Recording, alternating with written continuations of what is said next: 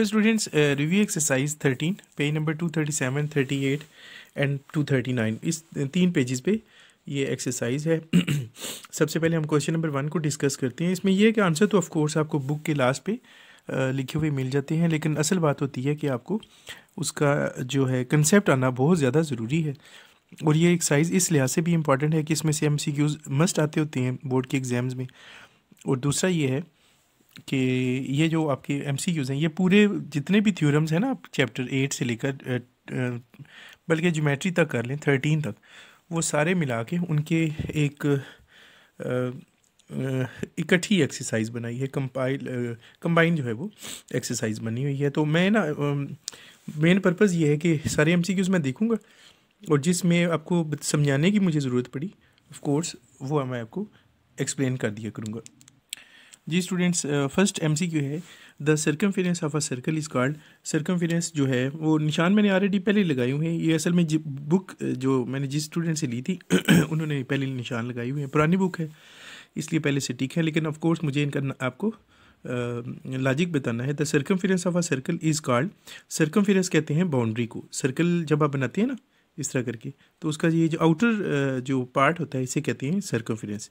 तो आप बाउंड्री को ठीक कर देंगे। Number 2, a line intersecting a circle is called. ये हम जो वो डिस्कस कर चुके हैं जब हमने 13.3 एक्सरसाइज की थी कि अगर आपके पास एक सर्कल हो और एक लाइन बाहर से आए और बीच वाले जो है वो सर्कल को 2 पॉइंट्स में से इंटरनली इंटरसेक्ट करे तो उसे हम सीकेंड लाइन कहते हैं। तो ये इसका आंसर सीकेंड होगा। Number 3, portion of a circle between 2 radii and an arc is called. तो उसमें ये है कि वो कह रहा है कि अगर एक सर्कल हो और 2 रेडियाई हों, एक ये रेडियाई, रेडियस को कहते हैं रेडियाई, अगर मल्टीपल हों और इसके दरमियान का ये जो एरिया होता है उसे हम सेक्टर कहते हैं। उसके बाद angle inscribe in a semi circle is, ये मैं अब ज़रा आपको बता देता हूँ। Angle inscribe in a semi circle का मतलब क्या है कि अगर आपके पास एक सेमी सर्कल हो, ठीक है जी, एक लाइन यहाँ से आ रही हो और सेमी सर्कल को टच कर रही हो और दूसरी लाइन दूसरे पॉइंट को टच कर रही हो, तो ये जो एंगल होता है ना, इसे कहते हैं कि ये एंगल कितने डिग्री का बन रहा है। ऑफ कोर्स आपको नज़र आ रहा है, हम ये ड्रा भी कर चुके हैं, that is equal to 90 degree. ठीक है जी, हमेशा आपने याद रखना है कि angle inscribe in a semi circle is always 90। तो अब बात रहेगी कि ये तो पाई की वैल्यू आ रही है। पाई बेसिकली जो होता है स्टूडेंट्स याद रखिएगा 180 को रिप्रेजेंट करता है रेडियन फॉर्म में एंगल में। तो आपने देखना है कि इसमें आंसर जो है वो किसका 90 आता है।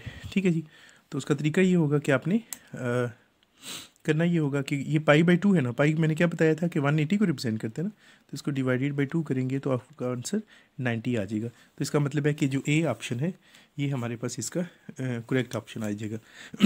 ए को टिक कर देंगे। The length of the diameter of a circle is how many time the radius of the circle. ये तो उसके फार्मूला से ही पता चल जाता है। डायमीटर का फार्मूला होता है d is equal to 2r। ठीक है जी, तो डायमीटर अगर 2r है तो आप देख रहे होंगे कि ट्वाइस है, तो आप इसे 2 कर देंगे। The tangent and radius of a circle at a point of contact are, के जहाँ से टेंजेंट पास हो रहा हो और जो रेडियस हो, ये आपको थोड़ा सा मैं एक्सप्लेन करना चाहूँगा बनाकर। एक रफ सा मैं सर्कल बनाता हूँ और वो कह रहा है कि अगर एक इसका पॉइंट ओ का लेते हैं सर्कल का और एक टेंजेंट पास हो रहा हो, ठीक है, तो ये जो इसका सेंटर होगा ना, ये रेडियस होगा, ये रेडियस और ये जो टेंजेंट होते हैं ये दोनों एक दूसरे पे परपेंडिकुलर होते हैं। ठीक है, तो इसका मतलब है कि आप इस पे परपेंडिकुलर पे जो है वो टिक कर देंगे। और इसके बाद 7 वाले की डिस्कस करते हैं। Circles having 3 points in common. कैसे सर्कल्स जिनके 3 पॉइंट्स कॉमन हो। ठीक है जी, ये आपको थोड़ा सा मुझे एक्सप्लेन करना पड़ेगा बनाकर। एक सर्कल हो, ये दूसरा सर्कल इसके ऊपर ओवरलैप करें, तो ये दोनों पॉइंट आप देख रहे होंगे कि ये जो है वो कंटेक्ट में आ रहे हैं। और इसी तरह एक और सर्कल आप बना लें, तो आप एक और इसमें देखेंगे तो 1 2 3 बल्कि 4 पॉइंट जो है इनके कॉमन आ रहे हैं। तो वो कह रहा है कि अगर circles having 3 points in common हो तो वो सर्कल आपस में ऑफ कोर्स ओवरलैपिंग कर रहे थे, मैंने आपको दिखाया है। तो आपने ओवरलैपिंग इस पर टिक कर देना है। If 2 circles touch each other their centre and point of contact are, अभी अभी आपको मैंने बताया है कि वो if 2 circles are touch each other their centre and the point of contact are, कि अगर 2 सर्कल्स, ये एक सर्कल है, ये है, और ऑफ कोर्स कह रहे हैं टचिंग सर्कल्स हैं, ये इसका सेंटर है, ये इसका सेंटर है, सेंटर से लेकर ये इसका जो है वो रेडियस हो गया, और ये इसका रेडियस हो गया। तो आप देख रहे होंगे कि ये जो तीनों पॉइंट्स इसके आ रहे हैं ना, टचिंग पॉइंट और ये जो सेंटर है, ठीक है जी, इन दोनों टचिंग सर्कल्स के वो आपस में कोलिनियर है, ठीक है, एक ही लाइन पे लाई करते हैं। तीनों एक लाइन से पास हो रहे थे ना, तो आपने कोलिनियर कर देना है। The measure of external angle of a regular hexagon is hexagon students, hexa जो है ये 6 को कहते हैं, ये इंपॉर्टेंट बात है। और एक्सटर्नल एंगल है तो वैसे टोटल जो एंगल बनते हैं सारी साइड्स के वो 360 होते हैं हेक्सागन में। आप इसको 6 से डिवाइड कर देंगे, 360 को 6 से डिवाइड करें तो कैलकुलेटर आपको आंसर देगा 360 डिवाइडेड बाई 6 इक्वल्स टू 60। तो अब आपने इन आंसर्स में से चेक कर लेना कि 60 किस को रिप्रेजेंट कर रहा है। जैसे फर्स्ट ए में लिखा हुआ है ना π/3, पाई मैंने आपको बताया था 180 डिवाइडेड बाई 3 है, तो ये 60 आप देख रहे हैं पहले ही आंसर में, पहले ऑप्शन में 60 आ चुका है। तो आप π/3 को, ए वाला जो ऑप्शन है उसको चूज़ कर लेंगे। If the incentre and circumcentre of a triangle को inside the triangle, incentre circumscribe in circumcentre, ये हम बहुत अच्छे तरीके से डिस्कस कर चुके हैं 13 चैप्टर की तीनों एक्सरसाइजेज में, जब हमने देखा था 13.1 और 2 में। तो इन सेंटर उस वक्त होता है जब इंस्क्राइब सर्कल बनाते हैं, और सर्कम सेंटर उस वक्त होता है जब आप सर्कमस्क्राइब बनाते हैं, बाहर वाली साइड पे, ट्राइंगल की बाहर वाली साइड पे आप सर्कल बनाते हैं। कहते हैं कि अगर वो दोनों कोइंसाइड हों, यानी कि उनके ये दोनों पॉइंट्स हैं ना जहाँ से हमने उनको लगाना शुरू करते थे, अगर वो मीट कर रहे होंगे तो इसका मतलब है ये सिर्फ एक ही ट्राइंगल में पॉसिबल है, और वो है इक्विलेटरल ट्राइंगल। तो ये आपने याद रखना है पॉइंट। फिर आगे आ जाते हैं, the measure of external angle of a regular octagon. तो ऑक्टागन 8 साइडेड को कहते हैं, यहाँ पे हेक्सागन 6 था ना, ऑक्टागन 8 है, तो आपको 360 को 8 पे डिवाइड करना है। 360 डिवाइडेड बाई 8 जब आप करेंगे तो मैं चेक करता हूँ कितना आया, 360 डिवाइडेड बाई 8 45। तो आपने देखना है कि इसमें से कौन 45 को रिप्रेजेंट कर रहे हैं। तो π/4 जो है वो 180 को 4 से डिवाइड करेंगे तो वो 45 आ जाएगा, तो इसका आंसर ए हो जाएगा। फिर नेक्स्ट है जी, tangents drawn at the end points of a diameter of a circle are, tangents drawn at the end point of a diameter of a circle are, कि अगर आपने, ये हमने थ्योरम में डिस्कस किया था एक्सरसाइज में, अगर ये सर्कल हो, ये इसके डायमीटर, और डायमीटर के एंड पॉइंट पे आप एक जो है वो टेंजेंट ड्रा करें और इधर भी ड्रा करें, तो आप देख रहे होंगे कि ये जो दोनों इसके टेंजेंट्स हैं ये आपस में क्या है, पैरेलल है, ठीक है जी। तो इसमें आपने पैरेलल को टिक कर देना है एक ऑप्शन को। फिर नेक्स्ट पे हम जाएँ तो वो कह रहे हैं the length of 2 transverse tangents to a pair of circles are, length of 2 transverse tangents to a pair of circles, वो हमेशा आपस में इक्वल होते हैं। ट्रांसफरेंस टेंजेंट्स हम बना चुके हैं, हम डिस्कस कर चुके हैं, दोबारा देख लेते हैं। मैं आपको बता देता हूँ, एक छोटा सा आइडिया दे देता हूँ। अगर एक सर्कल है और दूसरा ये सर्कल है, तो ट्रांसफर्स ऐसे होते हैं, क्रॉस में वो बनते हैं ऐसे करके और फिर ऐसे करके, तो इनकी जो लेंथ होती है ना इन दोनों टेंजेंट्स की, वो आपस में इक्वल होती है। तो आपने ये याद रखना है इसके हवाले से। 14 की तरफ चलते हैं। 14 में कह रहा है how many tangents can be drawn from a point outside a circle, circle के बाहर से कितने जो हैं वो टेंजेंट्स ड्रा हो सकते हैं। तो ये भी 10 चैप्टर का थ्योरम है। अगर एक सर्कल हो, बाहर से एक पॉइंट पी है, तो इससे आपको पता है एक ऐसे करके एक टेंजेंट ड्रा होगा और एक ऐसे करके ड्रा हो सकता है। तो ये 2 टेंजेंट्स ड्रा हो सकते हैं। तो ये स्टूडेंट्स इसको 2 कर दीजिएगा। If the distance between the centre of a 2 circle is equal to the sum of their radii, the centre will be touch each other externally. ये आपके थ्योरम नंबर जो है चैप्टर आई थिंक 10 है, 10 का 4A और 4B। तो ये 4A वाली जो है उसकी स्टेटमेंट है, तो ये वही आपने देख लेनी है, उसी को यहाँ पे लिखा हुआ है। If 2 circles touch externally then the distance between their centre is equal to the sum of their radii. बिल्कुल सेम, अगेन वही वाली स्टेटमेंट है। पहले जो है वो उसने दूसरी चीज़ पहले लिखी हुई थी, एक्सटर्नली वाली पूछी हुई थी, इस दफ़ा जो है वो दूसरा पार्ट इसका पूछ लिए। तो यहाँ पे सम उसने पहले दे दिया था, यहाँ पे ऑप्शन में आ गए, तो दोनों सेम है, बिल्कुल सेम, ये दोनों MCQs। और उसके बाद how many common tangents can be drawn from 2 touching circles, अगर 2 सर्कल्स टच कर रहे हो, ये ठीक हो गया, तो कितने टेंजेंट्स ड्रा हो सकते हैं। एक तो स्टूडेंट 2 डायरेक्ट टेंजेंट्स हो सकते हैं, एक ऐसा और एक ऐसा, और एक इनके बिटवीन भी हो सकते हैं। इसको हमने 13 का, हाँ जी 13.3 में डिस्कस किया हुआ है। उसका क्वेश्चन नंबर 9 आप देख लीजिएगा, एक्सटेंडेड मैंने जो उसमें थोड़ा सा आपको बताया भी था, वीडियो उसकी प्रेजेंट है, वहाँ से आप देख लीजिएगा। तो ये 3 इसका आंसर आ गया। How many common tangents can be drawn from 2 disjoint circles. Disjoint का मतलब है कि सर्कल का टच ना कर रही हूँ, फिर तो पॉसिबिलिटी ये है कि एक तो ये हो गया टेंजेंट डायरेक्ट एक ये हो गया, फिर एक ट्रांसवर्स ऐसे और एक ट्रांसवर्स ऐसे। इसका मतलब है कि 4 जो है डिसजॉइंट सर्कल हों तो 4 टेंजेंट्स ड्रा हो सकते हैं। तो आई होप कि आपको ये क्लियर हो गया होगा। क्वेश्चन नंबर 1 2 की तरफ चलते हैं। Write short answer of the following questions, define and draw the following geometric figures. ये जो segment of a circle, tangent to a circle, tangent का तो आपको समझ आ गया है, सेक्टर ऑफ अ सर्कल ये भी अभी हमने डिस्कस किया है इसी में। और वैसे भी 2 रेडियाई के बिटवीन वो बनने वाले पार्ट को कहते हैं।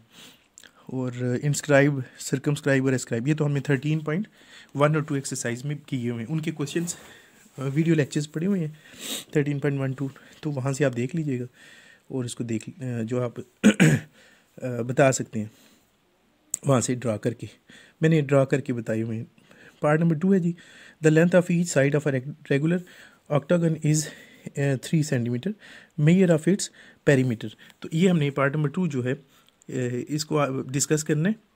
पेरीमीटर का फार्मूला फिर देख लेते हैं। Length of the side of a regular octagon is 3 centimetre है। यहीं पर ही साइड पे मैं कर देता हूँ length is equal to 3 centimetre है। और याद रखिएगा कि पेरीमीटर का जो डिफरेंट साइड्स हैं ना, इस तरह की मल्टीपल साइड्स वाली हैं, तो उनका पेरीमीटर का फार्मूला होता है L multiply by number of sides, यानी कि फिगर की जो साइड होंगी। लेंथ 3 है, नंबर ऑफ साइड्स, अब चूँकि क्वेश्चन में कितना था ऑक्टागन 8 साइडेड होती है ना, तो 8 से मल्टीप्लाई करते हैं, 8 3 टाइम 24 सेंटीमीटर। तो ये इसका स्टूडेंट्स 24 सेंटीमीटर पार्ट नंबर जो 2 है इसका आंसर आ गया। और पार्ट नंबर 3 में कहते हैं write on the formula for finding the angle subtended by sides of an shaded polygon और सेंटर ऑफ द सर्कल। इसका फार्मूला था कि 360, ये मैंने ऊपर ये किए हुए ये, और divided by number of sides, n for number of sides, तो ये फार्मूला हो गया। 4 वाले में length of the side of regular pentagon is 5 centimetre, find its perimeter. अभी आपको बताया मैंने पेरीमीटर के हवाले से कि अगर पेरीमीटर की का इसी तरह की रेगुलर शेप्स को देखना है तो length multiply by number of sides, और पेंटागन की साइड्स जो है वो 5 हैं और लेंथ भी 5 है, तो 5 25 सेंटीमीटर इसका आपके लास्ट क्वेश्चन नंबर 2 का जो लास्ट पार्ट है इसका आंसर आ जाएगा। Okay students, last question discuss कर लेते हैं। पेज नंबर 239 पे ये नज़र आ रहा होगा, फिलिंग दी ब्लैंक्स है हुई है, लेकिन डिस्कस तो मुझे करनी है और जहाँ पे मुझे ज़रूरत होगी मैं आपको ड्रा करके भी बताऊंगा। The boundary of a circle is called circumference, पहला MCQ उसका आंसर है, ये भी आपको मैं बता चुका हूँ इसी वीडियो में। The circumference of a circle is called boundary of the circle, तो सेकंड में बाउंड्री लिख देंगे, फर्स्ट में सर्कमफेरेंस और दूसरे में बाउंड्री आ जाएगा, दोनों सेम है, एक ही MCQ है, बस थोड़ी सी चेंजिंग की उसने। The line joining the 2 points of a circle is called, कि अगर एक सर्कल हो, मैं यहीं पे आपको मेरे हाथ में नज़र आ रहा होगा, सर्कल में अगर 2 पॉइंट्स को ज्वाइन करने वाली लाइन होती है तो उसे हम कॉर्ड कहते हैं। तो आपने थर्ड में कॉर्ड लिख देना है, ये मैंने लिखा हुआ है, आप अच्छे से समझ लीजिएगा, समझ के खुद ही लिख लें। Part number 4, the point of intersection of perpendicular bisector of 2 non parallel chords of a circle is called the centre. यानी कि ये अभी हमने 4th वाले में ये चीज़ देखनी है कि ये स्टूडेंट्स बेसिकली चैप्टर नंबर 9 में इसका पूरा थ्योरम था। तो ये मेरे हाल में आपको नज़र आ रहा होगा, सर्कल बना है, point of intersection of 2 perpendicular bisectors of 2 non parallel chords. Non parallel chord लगाएं, एक ऐसे करके और एक ऐसे करके, ठीक है, दोनों नॉन पैरेलल होनी चाहिए। और इनका वो कहते हैं point of intersection, perpendicular bisector draw करेंगे तो वो ऑफ कोर्स सेंटर से ज्वाइन होगा, और दूसरे का भी ड्रा करेंगे तो वो भी परपेंडिकुलर बाइसेक्टर सेंटर से ही ज्वाइन होगा।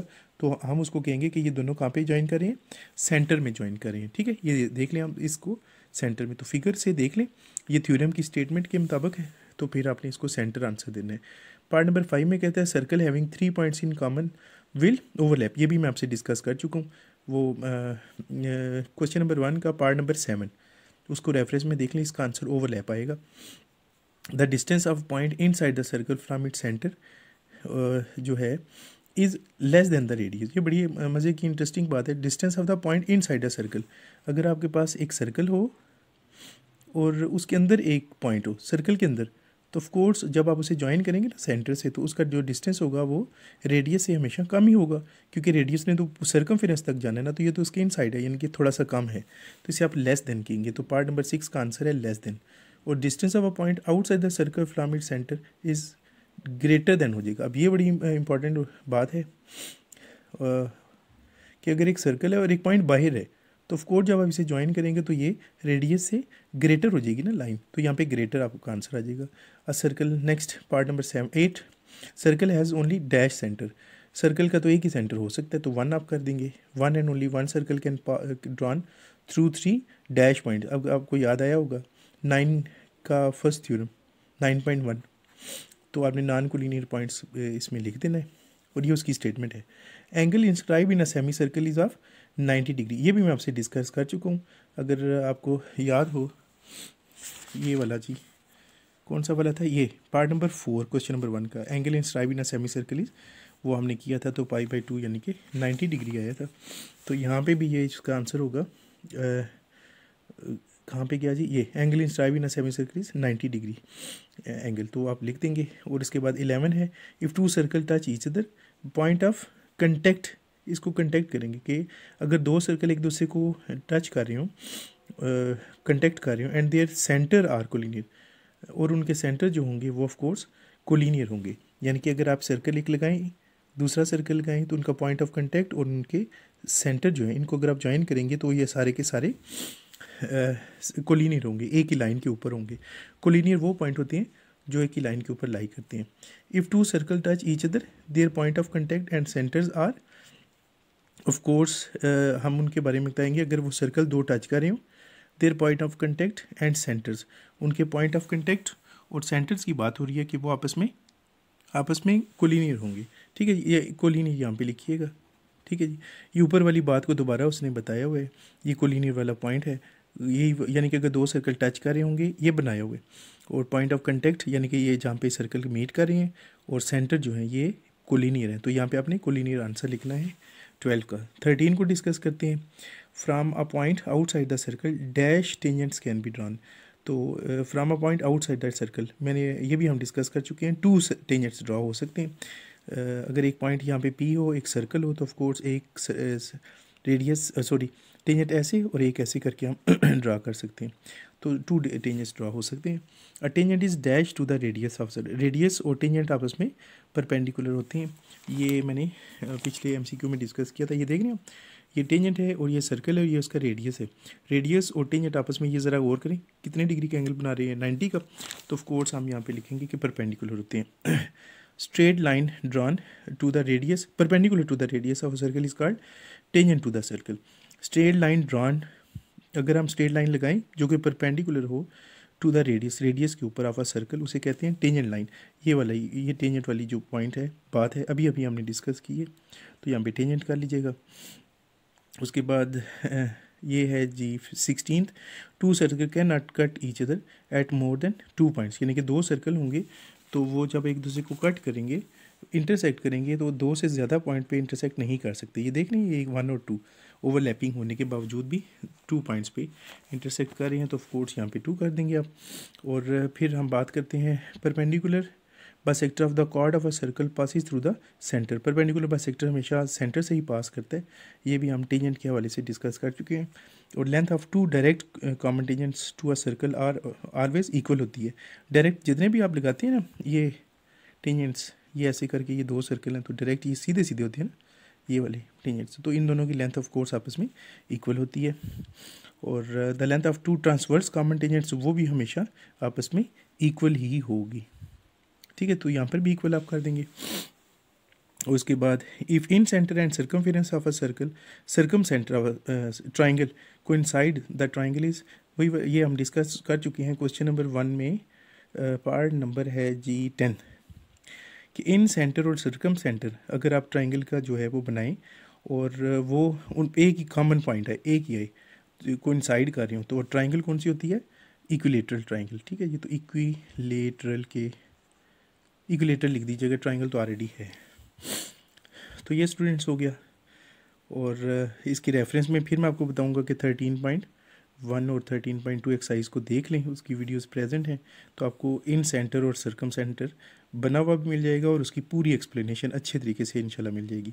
2 इंटरसेक्टिंग सर्कल्स आर नॉट, अगर 2 सर्कल्स इंटरसेक्ट कर रहे हों तो वो आपस में क्या नहीं होंगे, ऑफ कोर्स कंसेंट्रिक नहीं होंगे। यहाँ पे आपने वर्ड लिखना है कंसेंट्रिक, CONCENTRIC, कंसेंट्रिक नहीं होंगे। कंसेंट्रिक किन्हें कहते हैं, ये बड़ी इंटरेस्टिंग बात है, इसको भी नोट कीजिएगा कि अगर ये सर्कल मैं बना रहा हूँ, इसका सेंटर है आपको नज़र आ रहा है, एक और मैं सर्कल बनाता हूँ और बड़ी इंटरेस्टिंगली इसका भी सेंटर यही हो, सिर्फ रेडियस थोड़ा मैंने चेंज की है, कंपास का ये समझ लें। फिर एक और मैं सर्कल बनाता हूँ, इसका भी रेडियस ये हो, सेम एक ही रेडियस के 3 सर्कल्स हैं, एक सेंटर के, सॉरी, क्योंकि रेडियस तो चेंज है। तो ऐसे सर्कल्स को कहते हैं concentric circles, CONCENTRIC, concentric, CIRCLES। तो इन्हें कहते हैं कंसेंट्रिक सर्कल्स। तो इसका मतलब है टू इंटरसेक्टिंग सर्कल जो हैं, जो सर्कल एक दूसरे को इंटरसेक्ट कर रहे हैं, जैसे ये हैं, तो ऑफ कोर्स ये कंसेंट्रिक नहीं है, ठीक है। तो आप कंसेंट्रिक लिख देंगे। The centre of a inscribed circle is called centre of inscribed circle. तो ये हम डिस्कस कर चुके हैं 13.1 और 2 एक्सरसाइजेज में। इंस्क्राइब सर्कल के सेंटर को इन सेंटर कहते हैं, इंस्क्राइब है ना तो इन सेंटर, और सर्कमस्क्राइब सर्कल को कहते हैं सर्कम सेंटर। तो आप उसके सेंटर का ये नाम लिख देंगे। और रेडियस ऑफ इंस्क्राइब सर्कल कहेंगे इन रेडियस, और इसी तरह सर्कमस्क्राइब रेडियस को हम कहते हैं सर्कम रेडियस। तो ये स्टूडेंट्स हमारा क्वेश्चन नंबर जो 3 है ये यहाँ पे कंप्लीट हो जाता है, बल्कि पूरी जो आपकी रिव्यू एक्सरसाइज है वो कंप्लीट हो गया। ये हो कि इंशाल्लाह आपको विद लॉजिक क्लियर हुआ होगा, लॉजिकली समझ आया होगा। और अगर फिर भी कोई चीज़ आपको समझ ना आई हो तो मुझे ज़रूर बताइएगा।